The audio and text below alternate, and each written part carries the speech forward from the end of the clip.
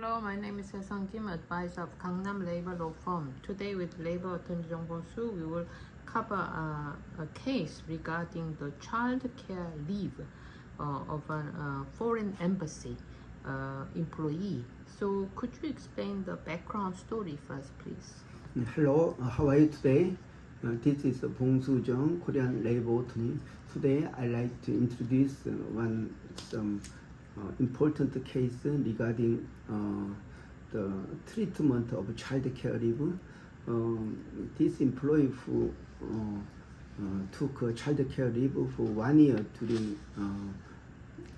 2020, 15 and 16. So this period he took a child care leave, and when he came back to work, so his salary was not increased during the child care leave for 1 year period.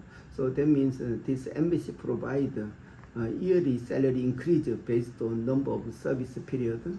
So company didn't increase some yearly salary increase, because there are table of salary increase, automatic increase based on number of service year.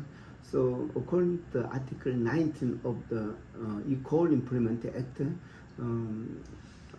during the child care leave, company should not reduce working condition for those who have taken child care leave. Also they cannot give a disadvantage treatment for those who took a child care leave.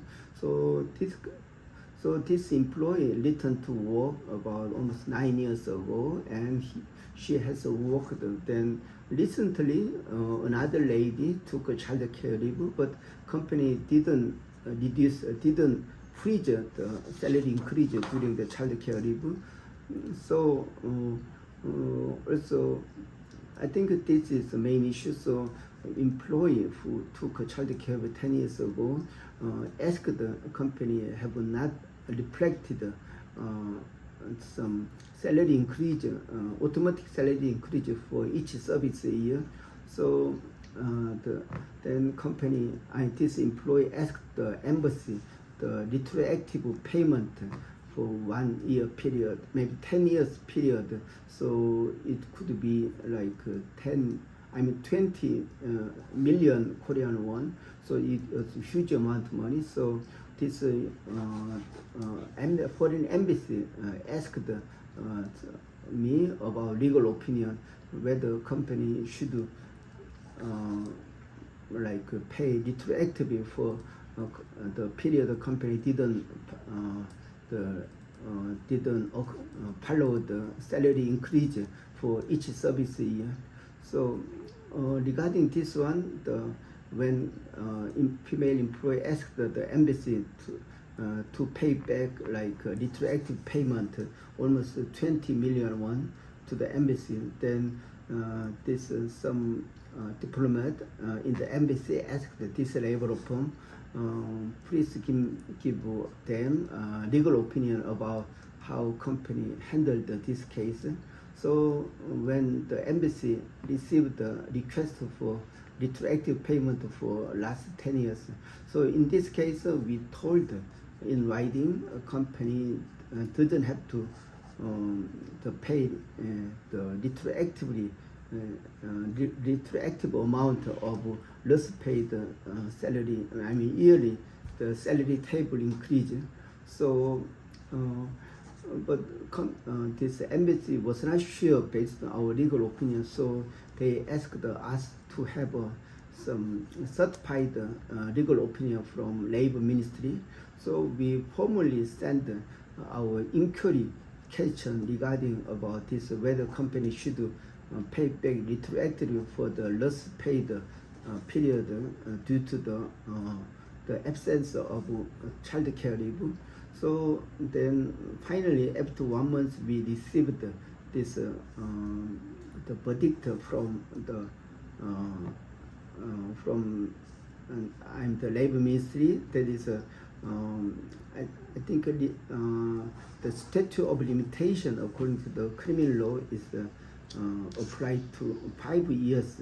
So now those violation the company caused has passed already 5 years. So employee cannot apply for this the retroactive payment. Also whether then company so employee also request even though 10 years retroactive payment was not available, then still company should pay 3 years retroactive payment for lost paid annual salary. So then I think according to this interpretation of this particular law, Article 19 of the Labor Equal Employment Act, so company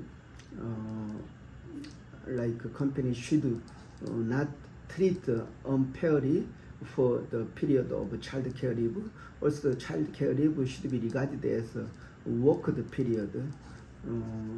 So regarding this one, so we advised this embassy statute of limitation already passed is 5 years, but this real case it has been 10 years. So company did not pay retroactive amount to this employee. So our legal opinion was very correct, along with the result of our inquiry to the labor ministry. I see. I think this female staff should have claimed the childcare, the increase of the salary at the time, but it was past too many years, like over 5 years, where over the statute of limitation. So, comparing with other female employee who did receive the benefit from the embassy, she is relatively disadvantageous compared to her. So I think it's important for the embassy or both embassy or employee to consult with a specialist regarding this. And you have Gangnam Labor Law Firm has rightly advised the embassy about this case. Is that right? Yeah, that's right. Yeah, thank you for your some suggesting us to support some other companies. Yeah, so we are very sure statute of limitation is 3 years for wage return. Also, some statute of limitation for this criminal charge would be 5 years since the company violated that. Yeah. So now it has been more than 5 years. Then company cannot pay retroactively, but only the company can consider from now on they raise salary increase for this particular year starting this year. So I think that is what the government guideline suggests in the newly arrived document. So I think it's a very important statute of limitation, 3 years. Yeah. I see. So in such case, when we cannot give a clear-cut answer, we have to consult with the labor ministry. What kind of period do they take before replying back to us?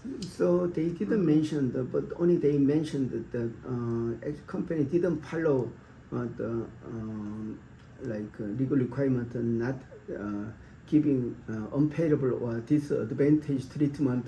So this violation, it will be charged up to 30 million won or imprisoned up to 3 years. So it would be very severe punishment.